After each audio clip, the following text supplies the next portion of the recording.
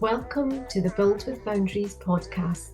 My name is Manaz, and this podcast is for mums who want to carve out time so that you can work in ways that work for you, your life, your family, and of course your business. Together, we will discover why you are not prioritizing your business and the actions that you can take so you can live an intentional, productive, and fulfilled life without mum guilt. So let's dive in to today's episode. I'm so excited to have Karen Bashford on this guest episode. So Karen helps women as a change facilitator, mentor, and soul healer to rapidly, permanently become calm, confident, and empowered leaders in their life and business. She knows after a lifetime of trauma, abuse, financial loss, and life-threatening illnesses, you must know, love, and trust yourself to succeed in life. Otherwise, you self-sabotage.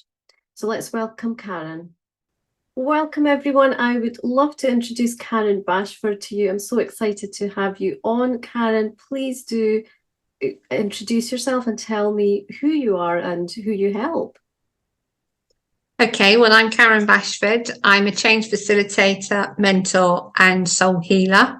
And I help predominantly women to create a better life for themselves, to dare to dream, and to create those dreams for themselves. Fantastic. Goodness, lots of dreaming there. I love it. Tell me about how you discovered this being your sort of purpose and the identity of what you're here to do. How did you come across this, and what's your path been? I know some of your stories, so you're laughing already. Well, I've been psychic all my life, and I have basically come to realize that everything that's happened in my life has been created by me, but I didn't know it. And consequently, my parents never hugged or told me they loved me, which led me to then become involved in 2 abusive relationships.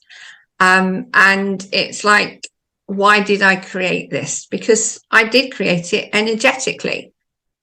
And consequently, I have healed myself from so many ill health issues, life issues. I've lost my home. I've been homeless.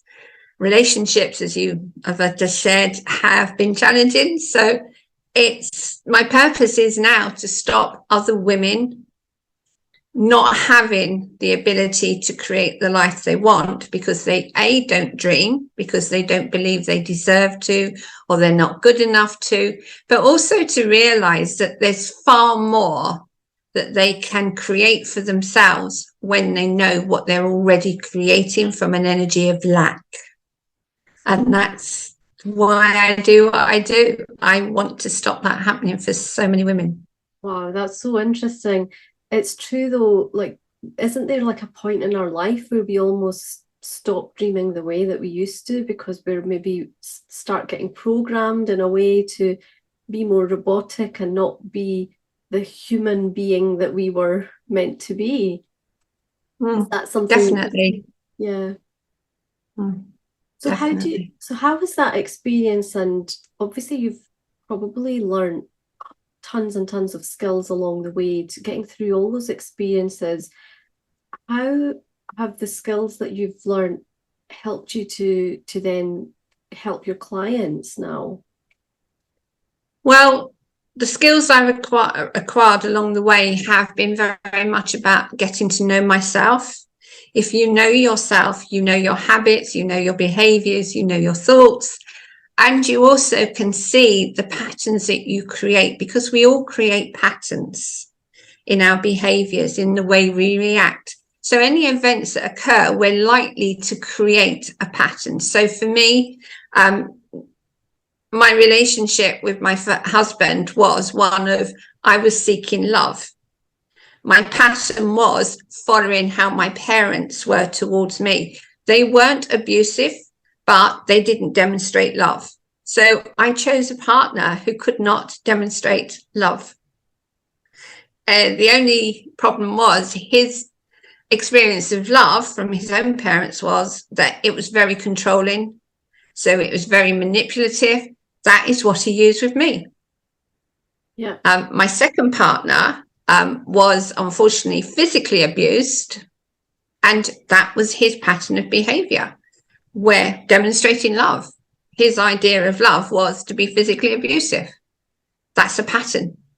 And it will keep repeating until either he changes something or I chose to walk away. And I chose to walk away. Goodness. As with most of my relationships, I chose to walk away. But it must have taken you some time to really recognize that, because you're sort of stuck inside that loop, isn't, as if it were, and you can't see that because you're just caught up in it. It took me a long time. My first relationship with my husband was 16 years before I actually walked away totally. I did change the relationship. I stepped back from it, but I didn't have the courage to walk away. The second relationship, interestingly, I did walk away from it, but because I'd already started to change, I'd started to change him, and he was reluctant to let go because he could see the change in me and he was experiencing that change and he was enjoying that change. So he stopped being abusive and he enjoyed being his natural self. But by that point, our relationship was basically dead anyway. So I walked away from it.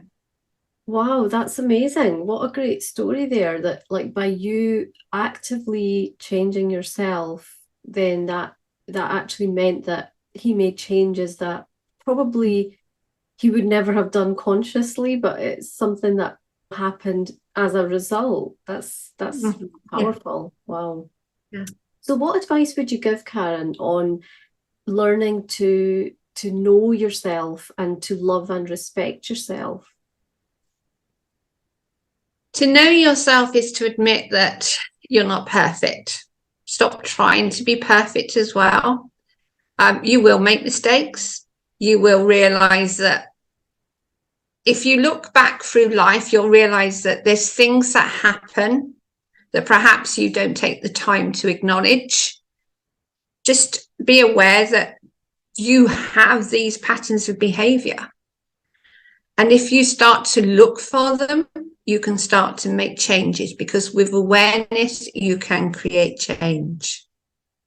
Yeah. And when you start to create that change, you start to recognize that you are worthy, that you deserve to be happy, that you deserve for somebody to show respect. You will always show respect to somebody else. So why can't you have that back? And also, how do we put it? In loving yourself, you will put yourself first. So you won't tolerate behavior that's not serving you anymore. Yeah. So in knowing yourself, in understanding how you operate, you can create change in your own life, which impacts those around you. Yeah, that's powerful. So what I'm hearing is, when you know yourself, then you're going to love yourself more, and you're therefore going to respect yourself. So it's almost like this ripple effect that starts just from starting to get to know yourself better.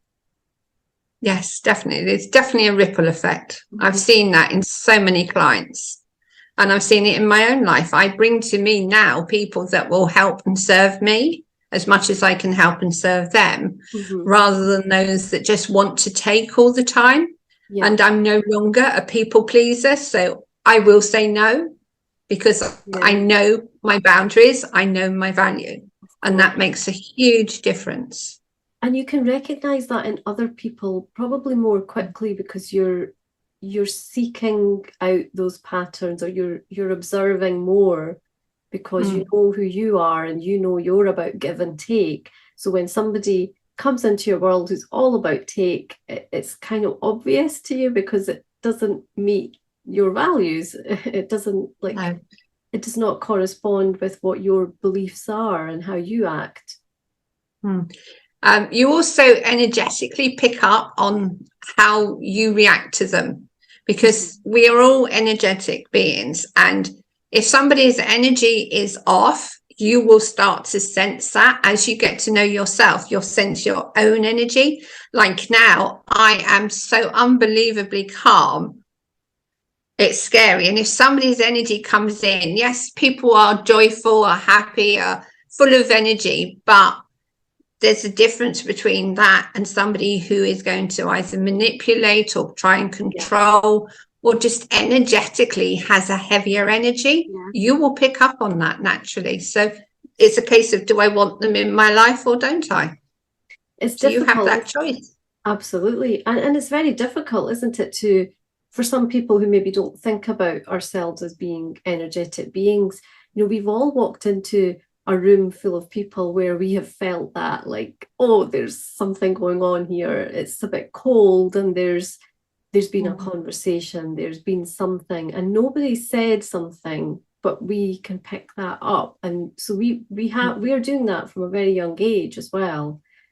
So yeah, for anyone who's listening who perhaps isn't thinking that's real or true, then we have instances in our own life where we will be able to demonstrate that this is happening. So I'd love you to share with the listeners, what does building your business with boundaries mean to you? Well, having just looked at my business totally and realizing that I hadn't actually got my boundaries in place has been interesting. And it's like recognizing, for me, building a business with boundaries is recognizing that actually you have a say in who you want to come into your business, who you want to work with, how you want to work, even choosing the kind of team you work with and the hours you work. They're all part of your boundaries. It's like you're not boxing it, but you're actually putting structures in place. It's like building a building. You have to have those outside walls. And it's that, to me, is what it's all about, is having that structure to know when you walk through that door into your business, this is how your business is going to be. Yeah, I love that. It's like creating a container from within which you can thrive. So you create the walls as high as you want, as deep as you want, as give yourself enough space, and you make the rules.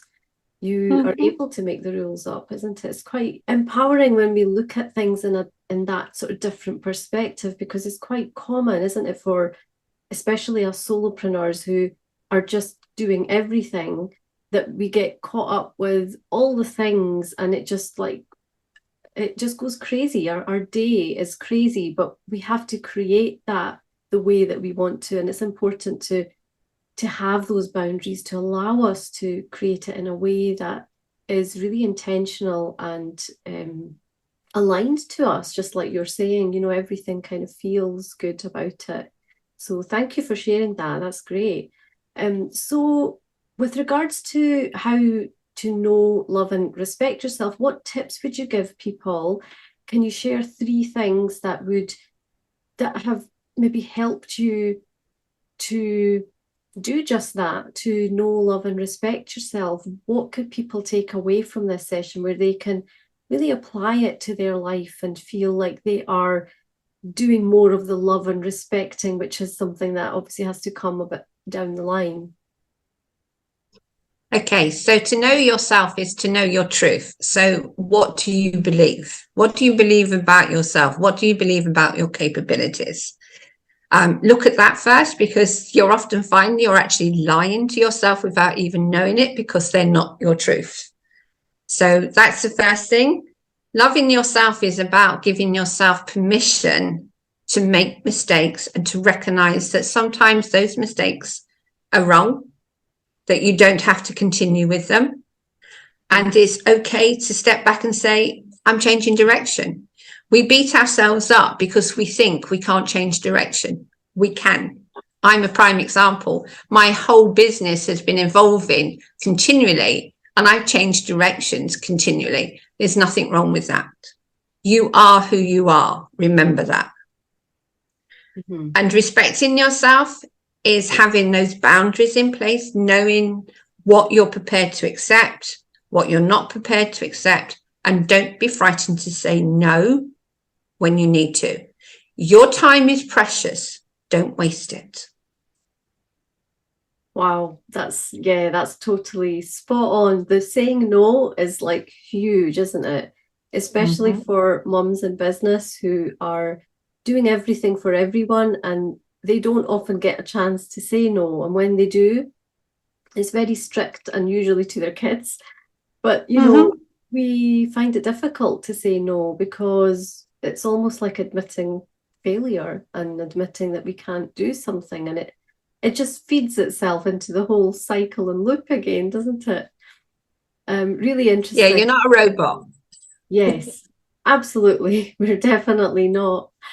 So tell the listeners where people can find you and what you have to offer or to share with us as well.